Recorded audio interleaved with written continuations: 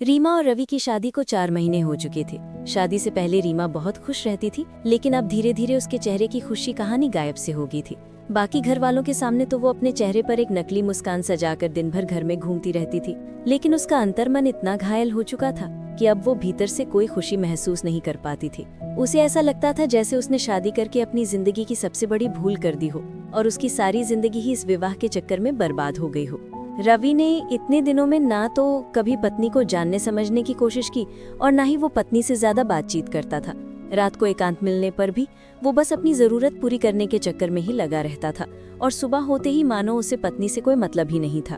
रीमा अपने पति के इस अजीब से व्यवहार से बहुत दुखी थी, क्योंकि उसके अनुसार पति पत्नी सुख दुख के साथ ही होने चाहिए थे, लेकिन यहाँ पर तो उसका पति केवल उसे दुख ही दुख देता था और वो उसके दुख से कोई मतलब भी नहीं रखता था। आज भी रीमा घर का सारा काम निपटा चुकी थी, लेकिन रात को उसे अपने कमरे में जाते हुए बहुत डर का अनुभव हो रहा था। रीमा के ससुराल में उसके सास ससुर और जेठ जेठानी थे। घर में सभी का व्यवहार उसके साथ बहुत अच्छा था। सभी लोग एक साथ मिलजुल कर हंसी खुशी रहते थे। बस रीमा को अपने पति रवि से ही बहुत डर लगता था। जब वो कमरे में पहुंची तो उसका पति अभी कमरे में नहीं आया था। वो छत पर अपने किसी दोस्त से फोन पर बातें करने के लिए चला गया था। रीमा थकी हुई थी तो बिस्तर पर लेटकर आराम करने लगी। थोड़ी देर के बाद रवि कमरे में आया तो रीमा चुपचाप करवट फेरकर सोने का नाटक करने लगी, लेकिन रवि को उसके सोने जागने से क्या फर्क पड़ता था। उसे तो बस अपने मनमर्जी करनी थी। उसने रीमा को जबरदस्ती खींचकर अपनी ओर घुमाया तो पिछली रात को उसे जो चोट लगी थी वो दर्द फिर से उसे पीड़ा पहुंचाने लगा। रीमा कर्राह उठी, लेकिन रवि ने इस बात पर ध्यान ही नहीं दिया। तब रीमा ने दबी जुबान में कहा, सुनिए ना, आज मेरी तबीयत कुछ ठीक नहीं लग रही है। रवि ने उसकी बात को नजरअंदाज करते हुए कहा, तुम्हारा तो रोज का ही कुछ ना कुछ लगा रहता है, मेरा मूड खराब मत करो। फिर वो अपनी मनमानी करता चला गया और रीमा एक बार फिर से दर्द के सागर में डूबते चली गई। देर रात तक रोती रोती वो कब सो गई उसे कुछ पता ही नहीं चला। अगली सुबह उसकी नींद टूटी तो वो आईने के सामने जाकर खड़ी हुई। दर्द से तड़पती रीमा ने आईने में अपनी गर्दन और चेहरे पर दांतों के निशान देखकर रो पड़ी तो पति चिल्लाया, अब सुबह सुबह रोन धोने का नाटक लेकर क्या बैठ गई तुम? औरत हो तो इतना दर्द तो झेलना ही पड़ेगा। अब मैं अपनी पत्नी पर भी हक नहीं जता सकता क्या? रीमा की आंखों से आंसू बहने लगे और रवि दूर पटकते हुए कमरे से बाहर निकल गया। हर रात की यही कहानी थी और अगली रात भी उसके दर्द को नजरअंदाज करके उसके पति ने फिर उसके साथ हिंसक व्यवहार किया।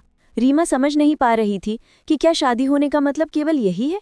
उसने तो बहुत सारे सपने सजाए थे कि उसका पति उसे खूब प्यार दुलार देगा, उसे अपनी पलकों पर बिठाकर रखेगा, उसके मन को समझने की कोशिश करेगा, हर सुख दुख में उसका साथ देगा, वो अपने पिया के दिल की रानी बनकर रहेगी।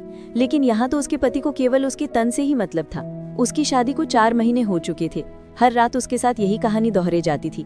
सुबह उठकर वो मेकअप से अपने जख्म छुपाने की कोशिश करती थी। घर में सबको लगता था कि अभी वो नई नवेली दुल्हन है, इसीलिए वो इतना सारा मेकअप कर रही है। उसकी जेठानी भी उसे चिढ़ती रहती थी। सास भी मुंह दबाकर हंस पड़ती थी, लेकिन किसी को नहीं पता था कि बंद कमरे में उसके साथ क्या होता है। उस समय तो वो भी किसी मुस्कान के साथ शर्माकर रह जाती थी, लेकिन भीतर ही भीतर दर्द के मारे उसका दिल फटने लगता था। शर्म के मारे वो अपनी तकलीफ किसी को बता भी नहीं पाती थी। एक जख्म भरता नहीं था, दूसरा जख्म उसे मिल जाता था। हर सुबह उसका बदन दर्द से फटता रहता था और अब तो जैसे उसे दर्द की आदत सी हो गई थी। वो सुबह मशीन की तरह उठती थी, नहा धोकर अपने बदन पर नीले पड़े निशानों पर मेकअप लपेट देती थी और कमरे से बाहर निकलती एक नकली मुस्कान की चादर ओढ़कर बाकी सबके साथ घर के कामों में जुड़ जाती थी। ऐसे ही एक दिन रीमा सुबह सोकर उठी तो उठने में उसे जरा देर हो गई थी। वो जल्दबाजी में नहा धोकर और ढेर सारा मेकअप लगाकर रसोई में काम करने के लिए पहुंच गई। उसकी जेठानी उसे चिढ़ते हुए बोली, क्या बात है देवरानी जी, लगता है आजकल आपकी नींद कुछ ज्यादा ही गहरी होती जा रही है। देवर जी रात में सोने नहीं देते क्या? रीमा के काम करते हुए हाथ यकाएक से रुक गए और रात के दर्दनाक दृश्य उसकी आंखों के सामने घूमने लगे, लेकिन अगले ही पल उसने अपनी भीगी आंखों को छुपाते हुए धीरे से मुस्कुरा दिया। तभी उसकी जेठानी नेहा की नजर उसकी खुली पीठ पर पड़ गई। उसकी गोरी पीठ पर दांतों के निशान देखते ही नेहा स्तब्ध रह गई। उसने झट से रीमा के कंधे पर हाथ रखकर उसका चेहरा अपनी ओर घुमाते हुए कहा, रीमा तुम ठीक तो हो? रीमा ने घबराकर अपनी पलकियों ऊपर उठाए कि उसकी जेठानी ऐसा सवाल क्यों कर रही है। उसकी आंखों में पानी देखकर मानो उसके दिल का हाल समझ गई। उसने उसकी आंखों में झांकते हुए कहा, रीमा, तुम्हारे और देवराजी के बीच में सब कुछ ठीक ठाक चल रहा है ना? जरा सी सहानुभूति मिलते ही इतने दोनों का लावा फूट पड़ा और रीमा अपनी जेठानी के गले लगकर फूट फूट कर रो पड़ी। फिर सिसकते हुए उसने धक्के छिपे शब्दों में उसे बता दिया कि उसका पति रात को उसके साथ कितना गंदा व्यवहार करता है। ये सब जानकर नेहा को गहरा झटका लगा। क्योंकि रवि बाकी परिवार वालों के सामने बहुत ही सभ्य व्यवहार करता था। दुनिया वालों की नज़रों में वो एक आदर्श बेटा, अच्छा देवर और सज्जन आदमी था। लेकिन अपने अर्धांगिनी के साथ बंद कमरे में वो कैसे हिंसक हो उठता था। नेहा ने रीमा के आंसू पोंछते हुए कहा, तुम इतने दिनों से चुप क्यों थी? तुम्हें गलत के खिलाफ आवाज उठानी चाहिए थी। तुम मुझे बात कर सकती थी, मम्मी जी को बता सकती थी या अपने घर में किसी को बता सकती थी। रीमा नजर चुराते हुए बोली, दीदी मुझे शर्म आई थी। मुझे लगता था कि पता नहीं लोगों को ये सब पता चलेगा तो वो लोग क्या सोचेंगे। रीमा नेहा को समझाते हुए बोली। ये सुनकर नेहा, बहुत सी औरतें ऐसे ही शर्म और लाज के कारण जिंदगी भर ऐसी तकलीफें झेलती रह जाती हैं। लेकिन औरतें कोई मशीन नहीं होती कि मर्द केवल उनका इस्तेमाल करते रहें। उनमें भी कुछ भावनाएं होती हैं, उन्हें भी दर्द होता है। अगर पति को ऐसा लगता है कि पत्नी पर उसका अधिकार है तो पत्नी का ध्यान रखना भी तो उसका फर्ज बनता है ना। तुम्हारे पति ने तुम पर अधिकार तो जता लिया, लेकिन क्या तुम्हारे प्रति कोई फर्ज निभाया? रीमा ने सर झुका लिया तो नेहा उसका हाथ पकड़कर उसे सास माँ के कमरे में लेकर चली गई। सरिता जी उस समय अखबार पढ़ रही थी।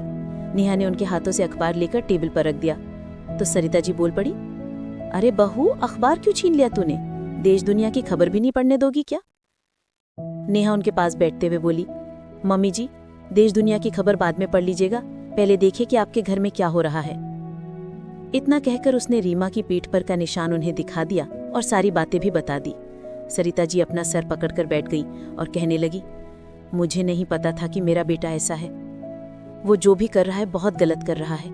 आने दो तुम्हारे पापा जी को, मैं उन्हें सब बताती हूँ, फिर हम सब मिलकर उसे समझाएंगे। आज रीमा के तपक्त माँ को एक शीतलता मिल गई थी कि उसका पूरा परिवार उसके साथ है। शाम को जब रवि ऑफिस से घर आया तो उसके पिता रमेश जी ने उसे आवाज देकर अपने कमरे में बुलाया। रमेश जब पिता के कमरे में पहुंचे तो रमेश जी ने उसे समझाते हुए कहा, बेटा देखो, पति पत्नी का रिश्ता बहुत ही खूबसूरत होता है, लेकिन जो पति अपनी पत्नी को अपनी जरूरत पूरी करने का माध्यम समझते हैं वो अपनी जीवन संगिनी के साथ बड़ा गलत करते हैं। पिता की बात सुनकर रवि सहपका गया। उसके चेहरे का रंग उड़ने लगा, मानो उसकी कोई चोरी पकड़ी गई हो। उसने घबराते हुए कहा, हाँ पापा, मैं बात अच्छे से जानता हूँ, लेकिन आप ये सब मुझे क्यों बता रहे हैं? रमेश जी गंभीर आवाज में बोले, देखो बेटा, बहू ने हमें सब कुछ बता दिया है कि तुम बहू के साथ कितने गंदे तरीके से पेश आते हो। वो भी जीती जागती इंसान है, वो कोई मशीन नहीं है, उसमें भी भावनाएं हैं। तुम्हें अपनी पत्नी का ध्यान रखना चाहिए, ना कि उसे दर्द देना चाहिए। क्या पत्नी को पीड़ा पहुंचाकर ही तुम्हें शादीशुदा जीवन का सुख लेना है? पिता की बात सुनकर रमेश ने सर झुका लिया। उसे अजीब सी बेचैनी सी होने लगी। वो कांपते स्वर में कहने लगा, पापा, पता नहीं मुझे उस वक्त क्या हो जाता है, मैं हैवान इंसान बन जाता हूँ। मैं भी उसे तकलीफ नहीं देना चाहता, लेकिन जब वो सुबह उठकर रोती है तो मैं उस पर ही झुंझला उठता हूँ। साथ में मुझ पर भी गुस्सा आता है। मैं रोज मन ही मन निश्चय करता हूँ कि आज से उसे तकलीफ नहीं पहुँचाऊंगा, लेकिन पता नहीं ऐसा क्यों हो रहा है। कहते हुए रोने लगा तो रमेश जी समझ गए कि उनके बेटे को मदद की जरूरत है। उन्होंने कहा, बेटा तुम चिंता मत करो, मैं तुम्हें डॉक्टर के पास लेकर जाऊंगा और सब कुछ ठीक हो जाएगा। अगर तुम्हें अपनी गलती का एहसास है तो तुम उसे जरूर सुधार सकते हो, बस तुम्हें थोड़ी मदद की जरूरत है। जब रमेश जी रवि को लेकर मनोचिकित्सक के पास गए तो काउंसलिंग में पता चला कि रवि को उसके कॉलेज में कुछ दोस्त पहले उसे गंदी वीडियो दिखाया करते थे। उन सब चीज़ों का उसके दिमाग पर बहुत गहरा असर पड़ा था और अब वो अपनी पत्नी के आने के बाद अपने जीवन में भी वही सब लागू करना चाहता था। डॉक्टर के द्वारा काउंसलिंग करने पर अब रवि का व्यवहार धीरे धीरे सामान्य होता चला गया।